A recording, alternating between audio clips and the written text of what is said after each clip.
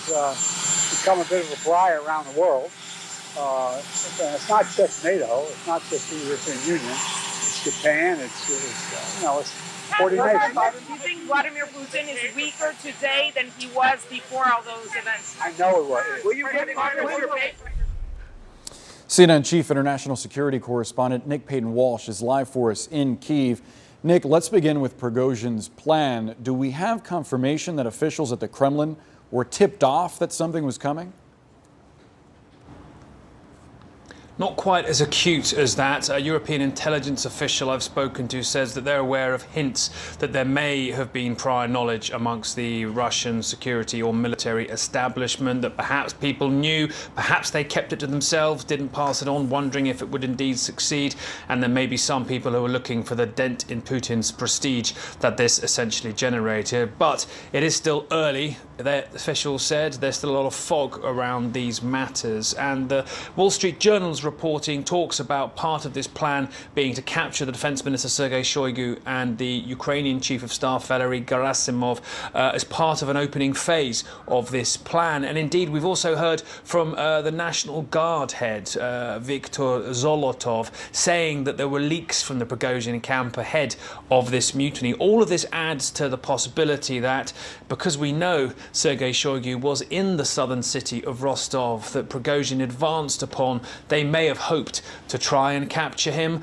We know, according to Prigozhin, that Shoigu fled that city, he says, as a coward, quote, on the late parts of Friday. So these things beginning to fit together, perhaps, but no evidence in the Wall Street Journal reports or that I've heard of this specific plot to capture. But frankly, if they're going to take down the Putin administration, detaining some key officials is sort of a byproduct. Boris? And Nick, there's also now intense scrutiny on another key official at the Kremlin. The New York Times reporting that Sergei Surovikin had advanced knowledge of last weekend's mutiny. What does it say about support for Prigozhin and his attempted coup in the Kremlin? It's important with all these reports just to remind everybody that, look, we're into a golden moment here, frankly, for Western intelligence to try and find out what happened and who's turned on who, but also not be that worried about that and just put out a whole load of stories potentially which could set ally or enemy against each other inside the Kremlin. So the New York Times clear that Sergei Surovikin, who ran the Ukraine war earlier on this year and was replaced, who, yes, is known to be close to Prigozhin, had foreknowledge. That doesn't necessarily tally with his appearance on Friday on television, telling people to stay down, stand down, to not join the Prigozhin revolt. And we know that the Air Force, which he commands, were involved in trying to stop Wagner's advance on Moscow. So some sort of things to try and work out there, certainly. But Surovikin, I don't think, has been seen in public since the deal was struck with Prigozhin to send him to Belarus. And so this is all part of what I'm sure Ukrainian officials here are delighting in beginning to see, and that's Kremlin officials, military establishment members questioning each other, turning on each other, wondering whose loyalty they can now count upon, and possibly trying to exploit this chaos for their own personal, political, or even financial advantage. Remember, this is a pretty kleptocratic government, so people will be trying to get what they can out as they begin to see the facade of Putin's total control crumbling. Boris? That's such a fascinating point, especially as accusations mount about Prigozhin's own profiteering in this war. Nick Payton-Walsh in Kyiv. Thank you so much. Jim? Yeah, slightly kleptocratic. I like that description of the system there. All right, so what's going on here? Let's talk to someone who knows, the former CIA Chief of Russia Operations, Steve Hall. Steve, good to have you on today. Good to be here, Jim. So throughout this war, U.S. intelligence has been very forward-leaning in terms of what it shares publicly. It did so to expose Russian invasion plans, part of the invasion. It's done so to defuse Russian attempted false flag operations. And now you have this. I wonder, do you see a deliberate effort here by U.S. intelligence to sow discord inside the Kremlin? No.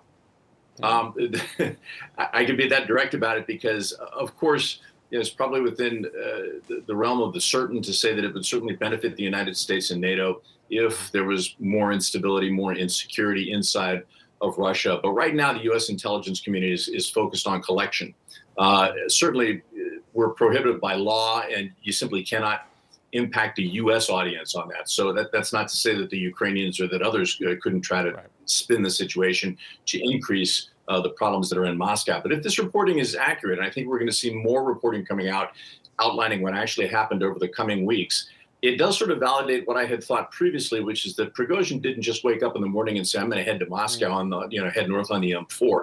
He must have at least had, one would imagine, tried to obtain a wink and a nod from key people inside the Kremlin to say, look, at least we'll look the other way. The Belarus angle on this is also fascinating and now begins perhaps to take on a different dimension as to why he went there. So interesting stuff going on. It's going to continue to come out, I think, Jim.